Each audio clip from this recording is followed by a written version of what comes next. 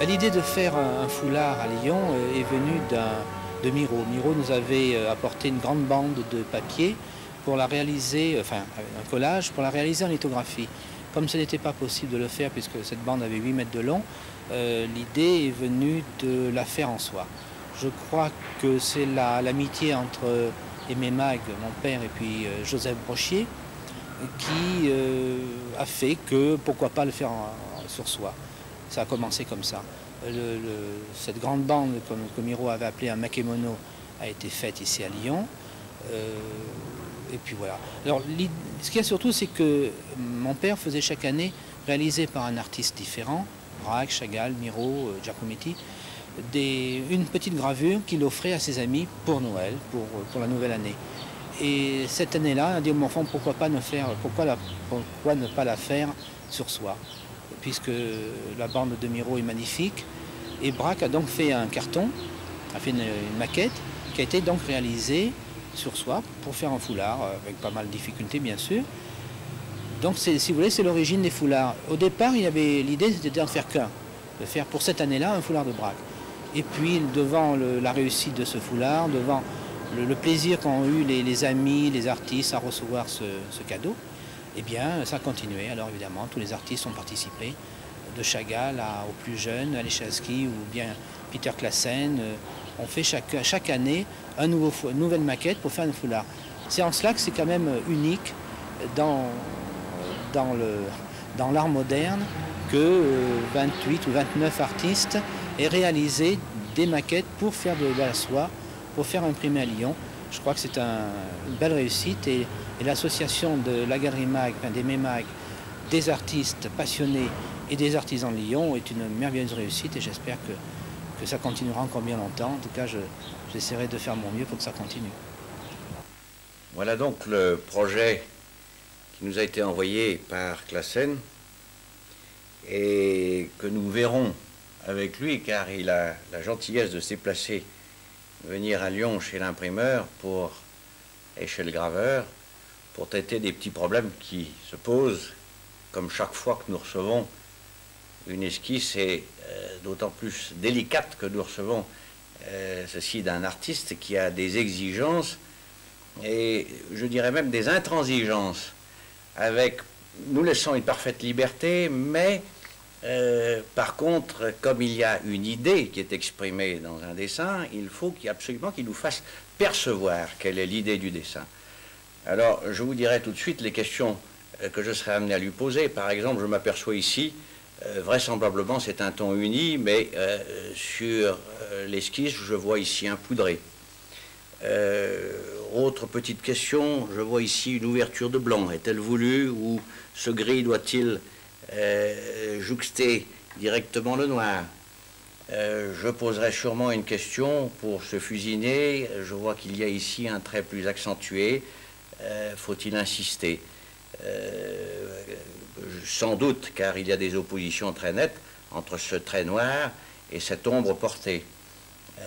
Il y a un relief qui est exprimé dans cette corde avec des interventions de jaune.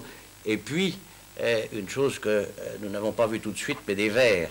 Il y a des verts qui interviennent, qui ne sont nulle part ailleurs. Faudra-t-il ou ne faudra-t-il pas ajouter un pochoir? Enfin, je peux dire que ici, nous avons donc les aplats qui sont une traduction de ce que j'avais vu précédemment. Faut-il conserver un aplat en sachant qu'il y a certaines difficultés que nous appelons dans notre dialecte les marbrures? Faut-il que ces marbrures existent? Y aura-t-il une tolérance de l'artiste par rapport à ce problème? Vous voyez autant de questions qui se posent lorsque l'on a affaire à une esquisse qui a été pensée et que nous devons nous traduire.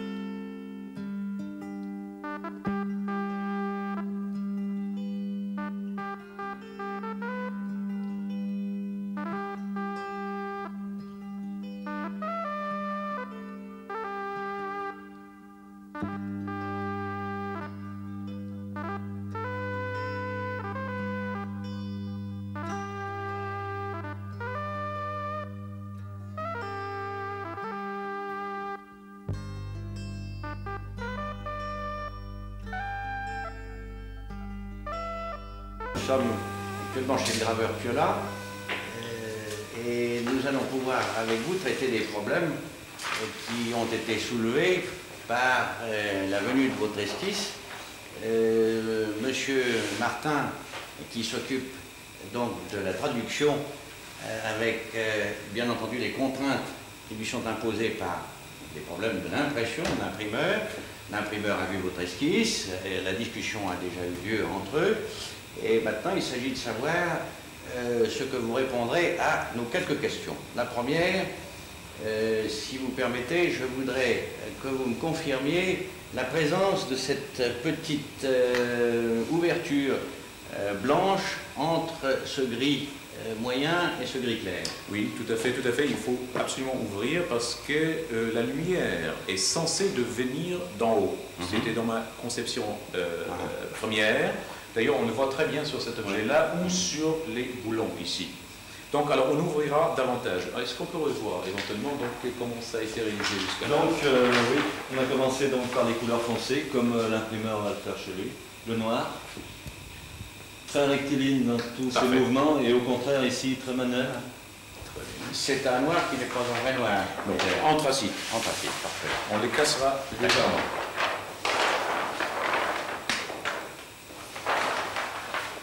Un gris foncé. Donc ça c'est le gris foncé qui renforce les voilà, ombres. Qui vient renforcer les ombres autour des boulons. Les boulons, oui. Parce qu'il y a une certaine liberté qu'ils ont parfaitement respectée ici, c'est parfait. J'ai bien plaqué ma toile sur mon cliché avec l'aide de ce plot.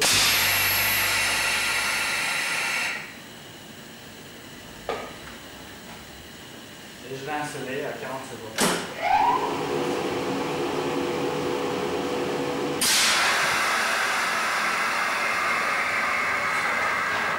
Mon cadre est pur développement.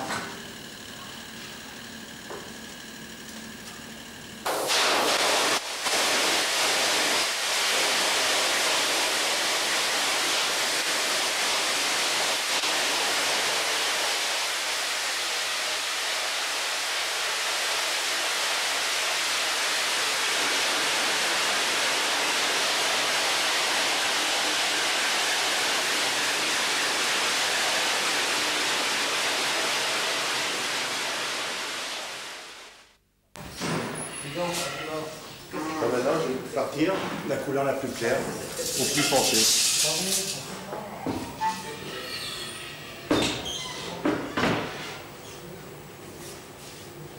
Alors, je regarde si le cadrage est bon. Et enfin, l'empreinte, on verra si toute l'empreinte sera tirée, si c'est exactement comme ça détiré au tirage.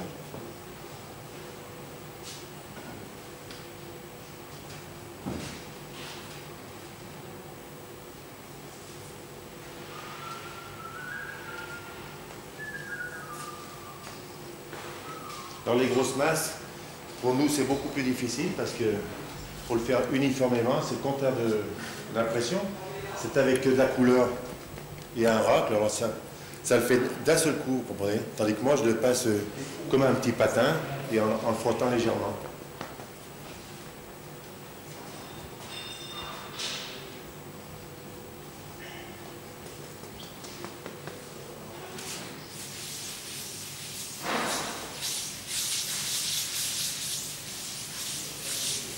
On essaye de se rapprocher le mieux possible des couleurs, mais là, c'est pas méchant parce que c'est tout en plaqué.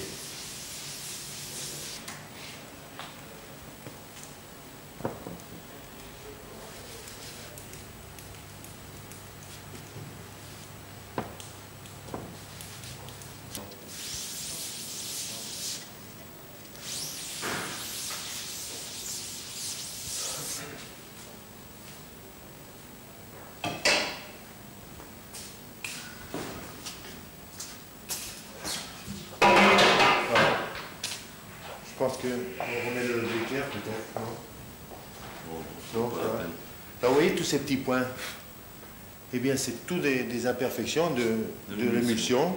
Alors, après, à la retouche, on va tout boucher au petit pinceau pour que chaque couleur soit vraiment pure. Alors ça, chez l'imprimeur, ben, ils ont en plus ces petites taches. Oui.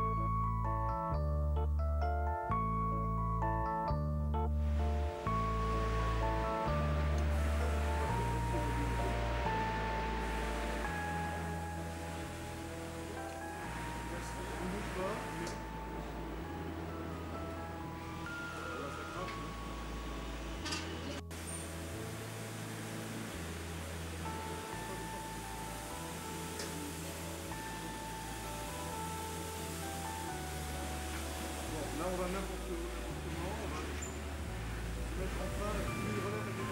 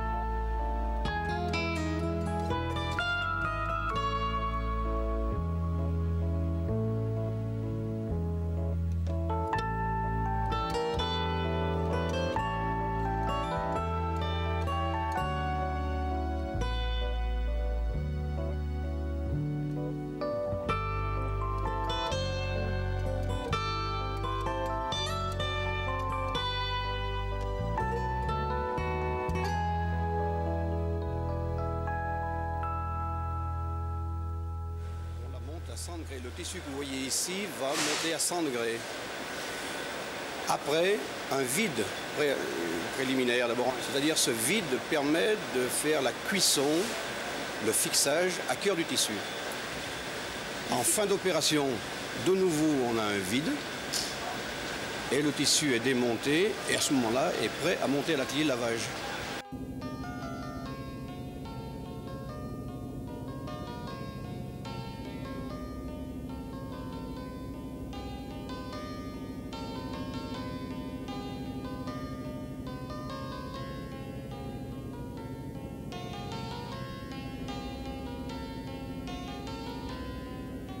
On parle aujourd'hui du renouveau de l'impression dans la mode.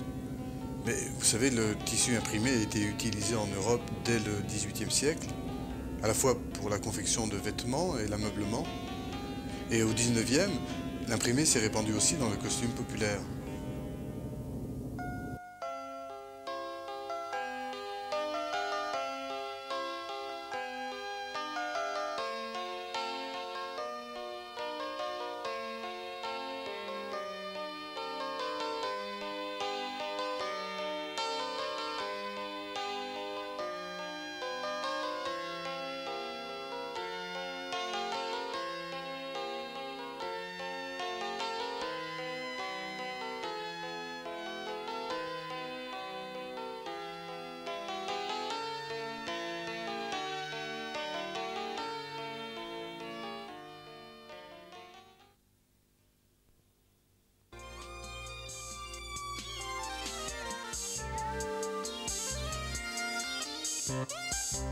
Et puis le défilé est venu et là peut-être que les gens ont beaucoup plus compris ce que je voulais dire. Parce que non seulement il y avait l'impression, mais il y avait les mélanges entre eux. Quelquefois si vous voulez, et c'est en cela où c'est un petit peu délicat, c'est que quelquefois les personnes qui se chargeaient par exemple de vendre mes modèles montraient l'imprimé mais comme ça seul, au lieu de montrer l'esprit qui était de mélanger tout ensemble.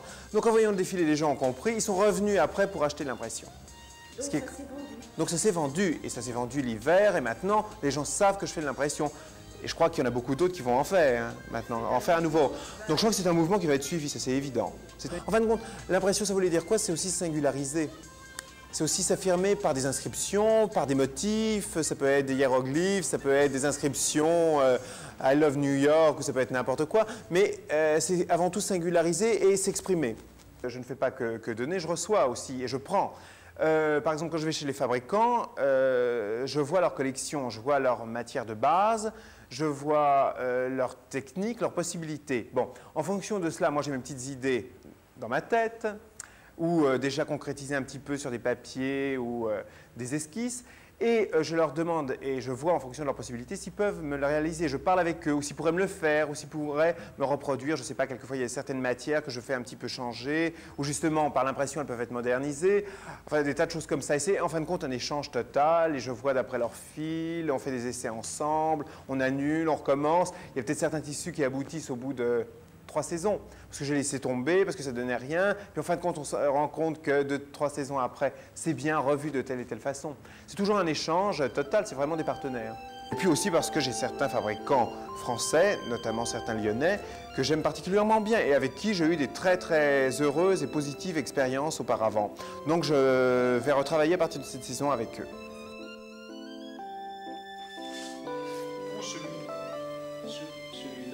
Mais là, je crois qu'il y a un problème. Oui, on aura un problème à cause de la petite signature édition Nike qu'on va mettre à l'an.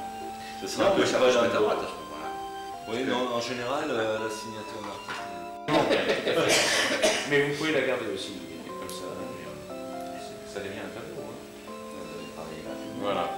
Je la trouve pas mal non plus parce qu'elle correspond à une promotion par rapport à l'image même. Mais on peut éventuellement agrandir celle-là, légèrement. Non? Si, on peut l'agrandir si l'on veut. Essayez éventuellement de l'agrandir, de la renforcer un petit peu.